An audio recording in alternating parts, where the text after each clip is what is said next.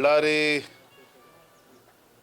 BJP ಕಚೇರಿನಲ್ಲಿ ಯಾವುದೇ ಒಂದು ಖಾಸಗಿ ಕಾರ್ಯಕ್ರಮಕ್ಕೆ ರಾಜ್ಯದ ಮತ್ತು ದೇಶದ ಯಾವುದೇ ಒಂದು ನಮ್ಮ BJP ಕಚೇರಿನಲ್ಲಿ ಅವಕಾಶಗಳಿಲ್ಲ ಖಾಸಗಿ ಕಾರ್ಯಕ್ರಮಕ್ಕೆ. ಅಲ್ಲಿ ಪಾಪ ನಮ್ಮ ಜಿಲ್ಲಾಧ್ಯಕ್ಷರು ಗೊತ್ತಿದ್ದೋ ಗೊತ್ತಿಲ್ಲದೇನೋ ಅಲ್ಲಿ ಒಂದು ಖಾಸಗಿ ಕಾರ್ಯಕ್ರಮಕ್ಕೆ ಅವಕಾಶ ಮಾಡಿಕೊಟ್ಟಿದ್ರು. ಹಾಗಾಗಿ ಸ್ಪಷ್ಟತೆ ಕೇಳಿ ಒಂದು ನೋಟಿಸನ್ನು ಕೂಡ ನಾವು ನೀಡಿದ್ದೇವೆ. ಉತ್ತರ ಬರಲ್ಲ, ಆಮೇಲೆ ಮಾತಾಡ್ತೇನೆ. ಸರ್, ದಿಢೀರ್ ಮಠಗಳ ಭೇಟಿ ಸಿರಿಗೆರೆ ಇವತ್ತು ಕಾರ್ಯಕ್ರಮ ಇದೆ.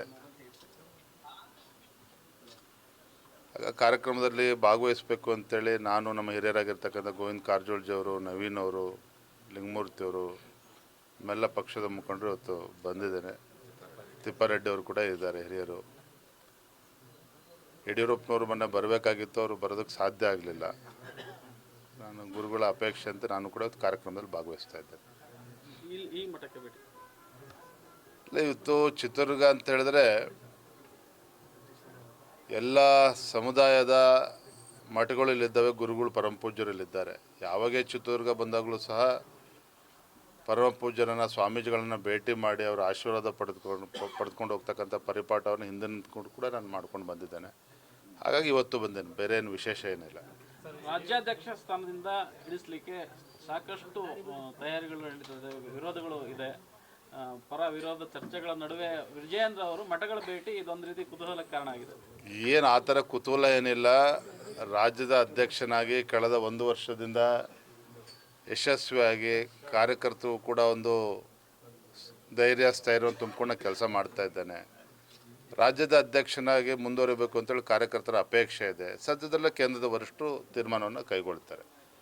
ನಿಮಗೆ ರಾಮುಲು ಅವರು ಪೈಪೋಟಿಯನ್ನ ನೀಡ್ತಾ ಇದ್ದಾರ ಅಂತ ಅವರು ಯಾವಾಗಲೂ ಹೇಳ್ತಾ ಇರ್ತಾರೆ, ನಾವು ದುಡಿದಿದ್ದೀವಿ, ನಮಗೀಗ. ಶ್ರೀರಾಮುಲು ಅವರಿಗೆ ಪೈಪೋಟಿ ಕೊಡುವಷ್ಟು ದೊಡ್ಡ ಮನುಷ್ಯ ನಾನಲ್ಲ. ಯಾಕೆಂದರೆ ಅವರೆಲ್ಲ ಹಿರಿಯರಿದ್ದಾರೆ. ಶ್ರೀರಾಮುಲು ಅವರು ಇರ್ಬೋದು, ಕಾರಜೋಳ ಅವರು ಇರ್ಬೋದು, ಇವತ್ತು ಸನ್ಮಾನ್ಯ ಯಡಿಯೂರಪ್ಪನವರು, ಅನಂತಕುಮಾರರು, ಅವರ ಜೊತೆಯಲ್ಲಿ ಅವರು ಕೂಡ ಅನೇಕ ಹಿರಿಯರ ಜೊತೆ ಅವರು ಕೂಡ ಪಕ್ಷ ಸಂಘಟನೆ ಮಾಡಿದ್ದಾರೆ. ಇವತ್ತು ಅಂತಿಮವಾಗಿ ಪಕ್ಷದ ವರಿಷ್ಠರು ತೀರ್ಮಾನ ಮಾಡ್ತಾರೆ. ಶ್ರೀರಾಮುಲು ಪೈಪೋಟಿ ಕೊಡೋಷ್ಟು ದೊಡ್ಡ ಮನುಷ್ಯ ಖಂಡಿತ ಅಲ್ಲ. ಅದನ್ನು ಆ ರೀತಿ ಅರ್ಥೈಸಲೂಬಾರ್ದು. ರಾಜ್ಯಾಧ್ಯಕ್ಷ ಸ್ಥಾನವನ್ನು ಕೊಟ್ಟರೆ 150 ಸ್ಥಾನವನ್ನು ಗೆಲ್ಲಿಸ್ಕೊಂಡು ಬರ್ತೀನಿ ಮುಂದಿನ ಚುನಾವಣೆಯಲ್ಲಿ ಅಂತ ಖಂಡಿತ ಎಲ್ಲವೂ ಕೂಡ ವರಿಷ್ಠರು ಗಮನಿಸ್ತಾರೆ.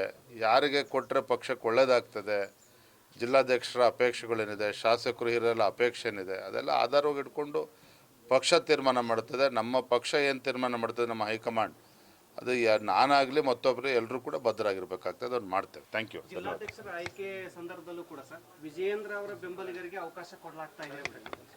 ಚುನಾವಣೆ ಪ್ರಕ್ರಿಯೆ ಇದೆ, ಅದ್ರ ಪ್ರಕಾರನೇ ಆಗಿದೆ. ಹಾಗಾಗಿ ನಾನೆಲ್ಲೂ ಕೂಡ ರಾಜ್ಯದ ಅಧ್ಯಕ್ಷನಾಗಿ ನನ್ನ ಅಭಿಪ್ರಾಯ ಕೊಡ್ತಕ್ಕಂಥ ಕೆಲಸವನ್ನು ಕೂಡ ಮಾಡಿಲ್ಲ. Thank you. ಧನ್ಯವಾದ.